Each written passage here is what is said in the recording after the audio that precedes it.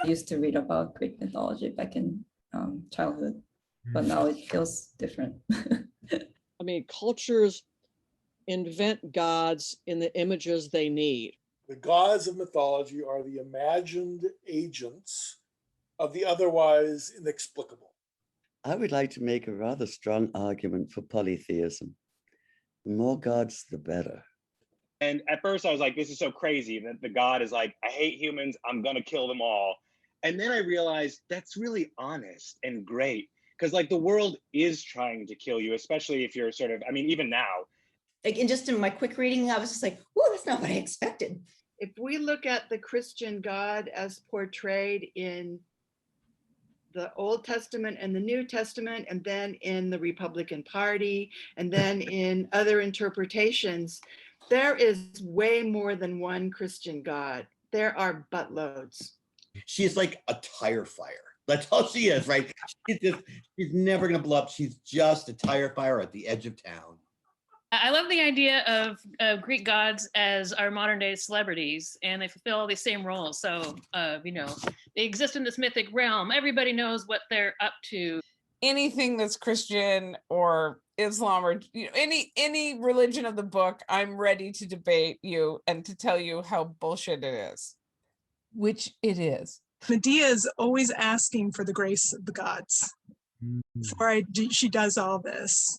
And I think that's why she kind of gets away with it. It just seems to me that the more gods you have, the better, because there's a rain god, there's a sun god, there's a god of fertility. This book is, I've been almost reading it through the lens of where we are right now in climate change. I feel like people are a little strong-armed in the chat into voting for Goya. I'm not naming any names, but there was a lot of chat. I am obsessed with this Valentin Serov painting. Oh, nice. Where she's Europa is like looking back. I thought, we're going to go there. He's going to explain to us how all this is bullshit, and in a way, he does, right? He says these are just many metaphors of change, and change is inherent to the to the natural condition. But he didn't go as far as he could have. I've done my own metamorphosis into my pajamas. Oh, nice. And so the camera is off so you don't see the bunny rabbits. Gods are these powerful tools that allow us to create a persona or a metaphor for us to like enact understanding outside of our own body. I am so sick of your bullshit. I'm so sick of your bullshit. I am so sick of your bullshit, etc. The people on stage sort of stood apart or revealed this giant mirrored disco ball, and then a huge fucking brown bear exploded out of it. I'm really excited, and I did see that sculpture in the Borghese. No way. Yeah, it's beautiful. I've seen it. That's my favorite place to go when I'm in Rome. Of course, the reason so many things get related to birds is because think about what these people on these rocky islands had to look at and think about as for examples for things, and they had a lot of different birds. Ovid is mocking them because he names 42 dogs. I want to call myself like a wannabe Stoic, and there were a couple phrases that I wrote down that really spoke to me. That just blew me away. Gallop apace, you fiery-footed steeds, towards Phoebus' lodging. Such a wagoner as Phaeton would whip you to the west and bring in cloudy night immediately. Spread thy close curtain, love-performing night. It's all about her vagina. You realize that. When the Greeks were overtaken by some heightened emotional state, seized with envy, like the character in book 2, or with violent rage, or with lust, or with just exultation, they called that having a god in them. Gods are people who want sacrifices and incense, and they can do everything to you, except ultimately they don't cry. And so it's just like, what a horrible image, shit me sideways. I was drinking red wine and gesticulating a lot while I was talking, and someone told me I was just throwing wine all over the other people at the reception. It's that unfounded joy that's really the scary person in this whole thing. What I was noticing as far as repetition was how many of the characters are silenced.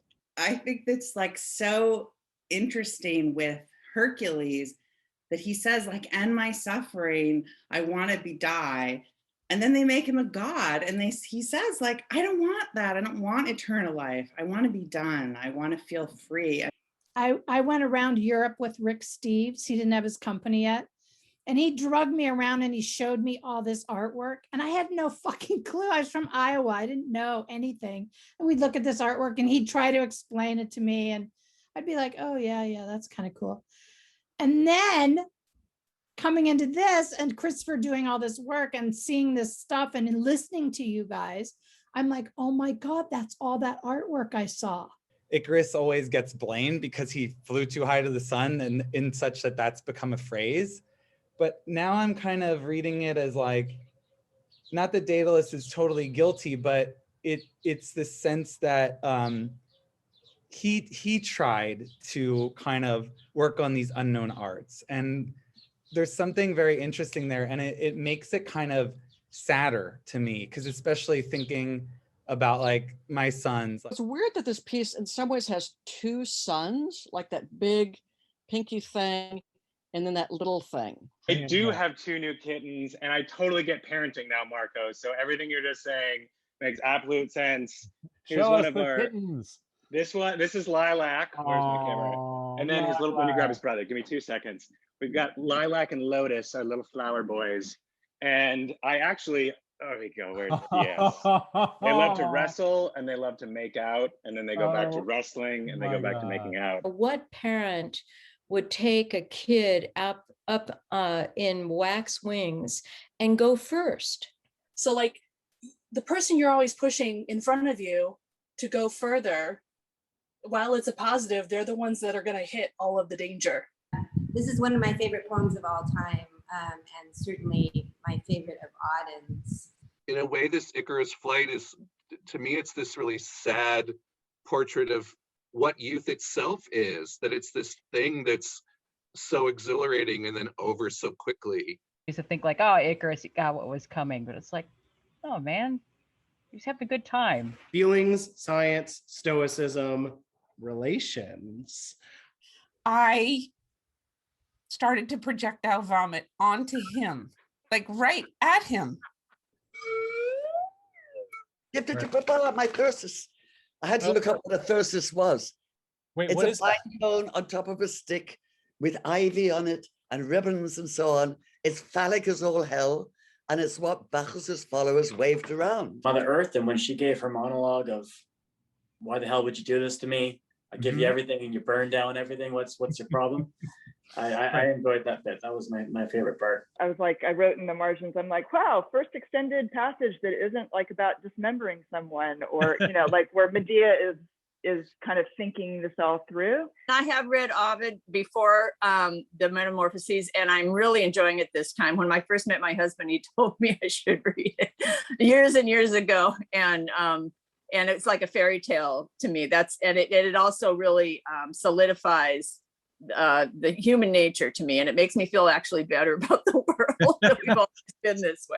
Well, the reason that I have this name is because I chose it for my own name as a method of reinvention. In love, the secret is the self. In death, the echo of the secret. Rebecca says Adam and Christopher just like saying pecker, so I think we've been outed. But one ogre was really bad, and it specialized in eating up entire villages of people. The only red clothing I have is a Twin Peaks Christmas sweater, and this is not sweater weather, so I didn't wear it. I think we've lost that sense of sacred, not in the conventional religious sense that we have now of established religion and so on, but sacred in that sense of awe and wonder and connection to the natural world. The sun turned blood red, and I was there with my sister and my girlfriend, and because I just read Phaethon, I'm like, oh, hey, Phaethon, something is just burning up the earth. It's not related to me. But in a Christian world, it's like, did I jerk off to the wrong thing? Did someone else jerk off to the wrong thing? The sun is blood red. did I do that? Am I bad? And I kind of like the Greek approach. That's all I have to say. And he's been working with the Metamorphoses with all of these myths for his whole career. Wow. And he just loves it, and that's what he does, and he still is. I just wanted to tell you all that my dog's name was Circe. What? She was a Great Dane, and I had her in my entire childhood. Hey, I just wanted to settle once and for all the cutest dog competition. What I found interesting about it, and the quote that you read from earlier in the book about Hercules, it kind of, it gives rumor herself a kind of wickedness. Nestor's in the Iliad and is sort of a honored windbag in that. So he just goes on and on like here as well and sort of brags about himself. A charm, like the invocation of the muse, is a strategy for action in a sick or unfruitful world, like this boring ass dining room where I've been sitting for the last 15 months. I was actually sympathetic with Minerva because she was like the teacher and she gave everything to this young woman. And this young woman said like, fuck you, I'm better than you. And it was kind of like, you know what? Actually, fuck you, you're less than me. Since we've started reading it, I see so many connections like in other things I'm reading. Now, we don't know much about the Greek mysteries. It was all a big secret. But we're pretty sure they had these initiation ceremonies where you were led through a series of environments which were what we would now call sets and costumes and music and perfumes and incense and probably drugs. Okay, definitely drugs. There are two different halves of Hydra, and you can see that they're still alive and they're behaving, and they have very different types of behavior. The head tends to move a lot, the tail doesn't move very much. Over time, this tail will close up, it will become a whole new Hydra. This is my latest analogy that's useful for me. It's a soup, it's a pot of soup. And in the soup, there's a stock that has a whole bunch of ingredients. And then there's also the ingredients in the soup. And every time there's a new group of people that is developing their own new set of stories, they automatically take a couple of cups out of the soup. Julia's, Rebecca's, Levi's, everybody that has said anything, Claire, they were so awesome. And Brian's, I'm sorry, I'm a little, I drink gin. I have to drink gin. Do it, drink more and keep talking. We love it. Oh my God, no, but I'm not my best when I come here. I sang into this little device, little digital recorder, in three different octaves, and then I did digitally map them across three different sample sets on my keyboard. The brilliance of Adam using like his own voice and all of these like ranges and alterations.